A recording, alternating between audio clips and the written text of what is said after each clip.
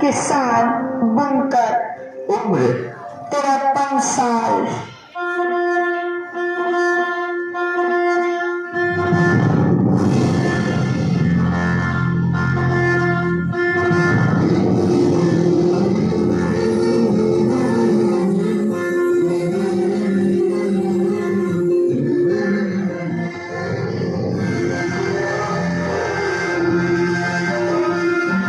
न खड़ग न धार, फिर भी पूरा पेशाब के साथ।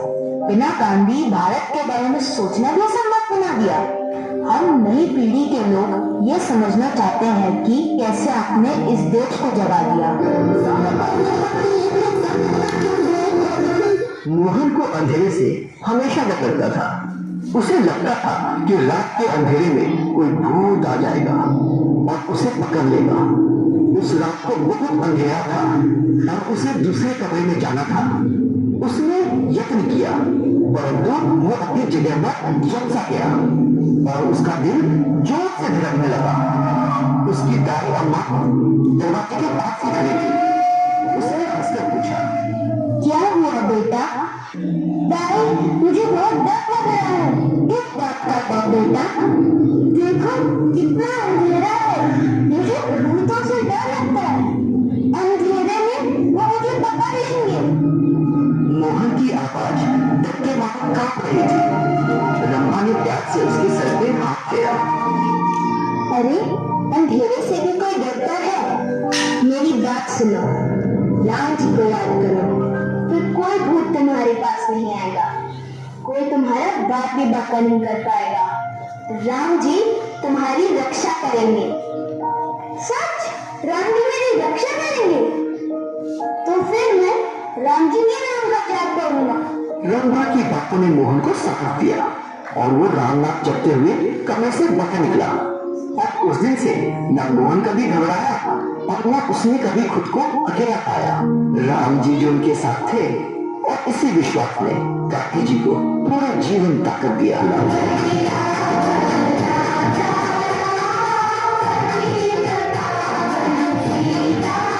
मोहन राजा हरिश्चंद्र का नाटक देखना चाहता था। वो अपने पिताजी के पास गया। पिताजी, चलो हम नाटक देखने चलते हैं। कौन सा नाटक बेटा? राजा हरिश्चंद्र। मगर वो काम में बहुत व्यस्त थे।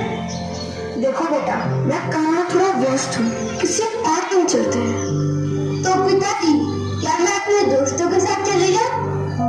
ठीक है, पर अपना ध्यान रखना। और हाँ, नाटक खत्म होते ही सीधा घर आ जाना।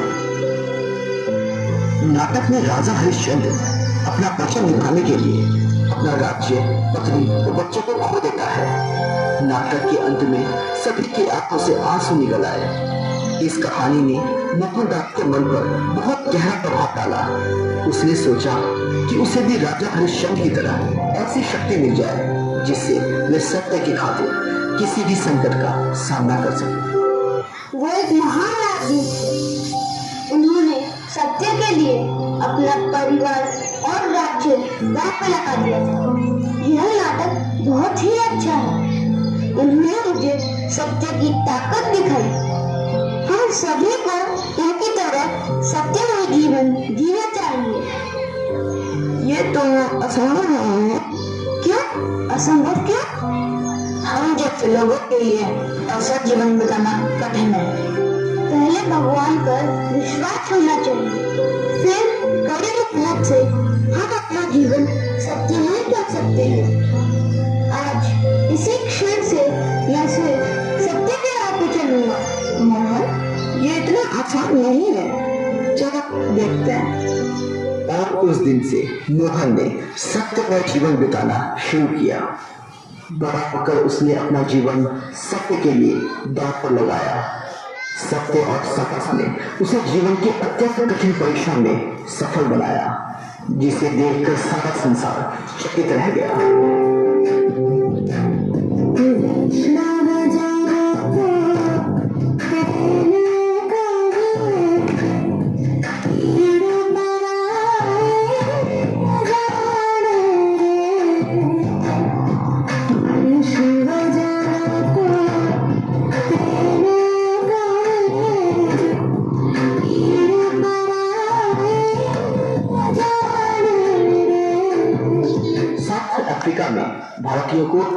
समझा जाता था तथा हीनता से देखा जाता था और उन्हें कूली बुलाया जाता था। जल्द ही गांधी जी को भी ये अनुभव सहना पड़ा।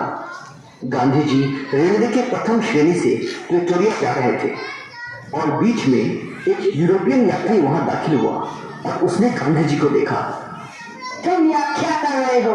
चलो निकल क्या यहाँ से।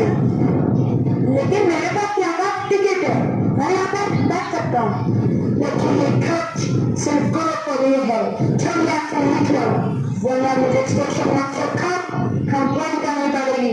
मेरे पास इसी श्रेणी का टिकट है और मुझे यहाँ बैठने का पूरा हक है। उस आदमी ने स्टेशन मास्टर से शिकायत आई।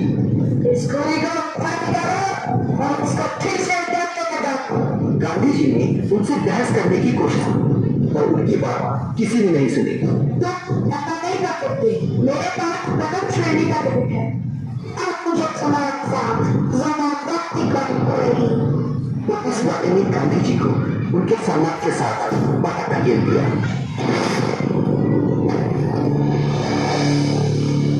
ट्रेन चली गई। गांधी जी ने कड़ी सर्दी में रात गुजारी, लेकिन उन्होंने अपने सम्राट को छोड़ा तक नहीं। इस घटना ने उनके जीवन का रास्ता ही बदल दिया। उन्होंने ऐसे अन्याय के विरुद्ध सत्य के हथियार का प्रयोग किया और अपने इसी हथियार को सत्याग्रह का नाम दिया गया।